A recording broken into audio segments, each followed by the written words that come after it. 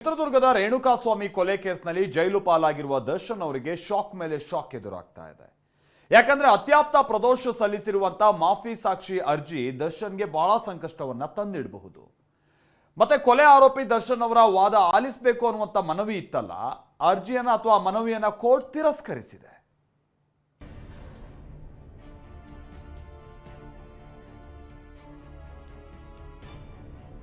ಪ್ರದೋಷ್ ಮಾಫಿ ಅರ್ಜಿ, ದರ್ಶನ್ ವಾದಕ್ಕೆ ಬೆಲೆ ಇಲ್ಲ.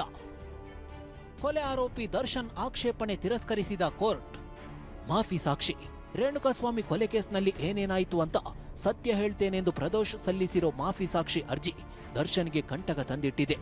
ಯಾಕಂದ್ರೆ ಪ್ರದೋಷ್ ಸಲ್ಲಿಸಿದ ಅರ್ಜಿ ಬಗ್ಗೆ ಸಹ ಆರೋಪಿಗಳು ಅಂದ್ರೆ ರೇಣುಕಾಸ್ವಾಮಿ ಕೊಲೆ ಕೇಸ್ನ ಆರೋಪಿಗಳಾದ ದರ್ಶನ್ ಸೇರಿ 16 ಮಂದಿಯ ವಾದವನ್ನ ಆಲಿಸಬೇಕೆಂದು ದರ್ಶನ್ ಪರ ವಕೀಲರು ಮುಂದಿಟ್ಟಿದ್ದ ವಾದವನ್ನ ಬೆಂಗಳೂರಿನ 59ನೇ ಸಿಸಿಎಚ್ ಕೋರ್ಟ್ ತಿರಸ್ಕೃತಗೊಳಿಸಿದೆ. ಪ್ರದೋಷ್ ಅರ್ಜಿಯ ಬಗ್ಗೆ ಕೋರ್ಟ್ ಇನ್ನೂ ತೀರ್ಮಾನಿಸಿಲ್ಲ. ಮಾಫಿ ಸಾಕ್ಷಿ ಅರ್ಜಿ ಪರಿಗಣಿಸಬೇಕೋ ಬೇಡವೋ ಕಾನೂನಿನಂತೆ ತೀರ್ಮಾನಿಸಲಾಗುತ್ತದೆ. ಪ್ರದೋಷ್ ಅರ್ಜಿಗೆ ದರ್ಶನ್ ಸೇರಿ ಇತರೆ ಆರೋಪಿಗಳ ವಾದ ಆಲಿಸಬೇಕಿಲ್ಲ.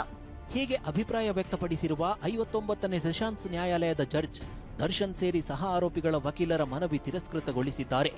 ಈ ನಡುವೆ ಪ್ರದೋಷ್ ಅರ್ಜಿಯಲ್ಲಿ ಇದೆ ಎನ್ನಲಾದ ಮತ್ತಷ್ಟು ಅಂಶಗಳು ರಿವೀಲ್ ಆಗಿವೆ.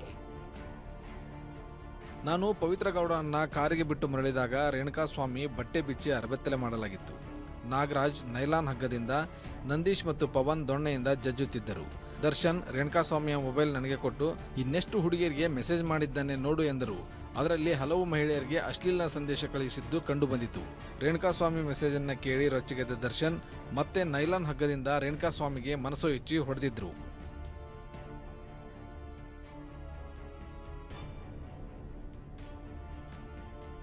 ಜೈಲಿನಲ್ಲಿ ಟೆನ್ಷನ್ನಲ್ಲಿಯೇ ದಚ್ಚು ಕಾಲ ಕಳೆಯುತ್ತಿದ್ದಾನೆ.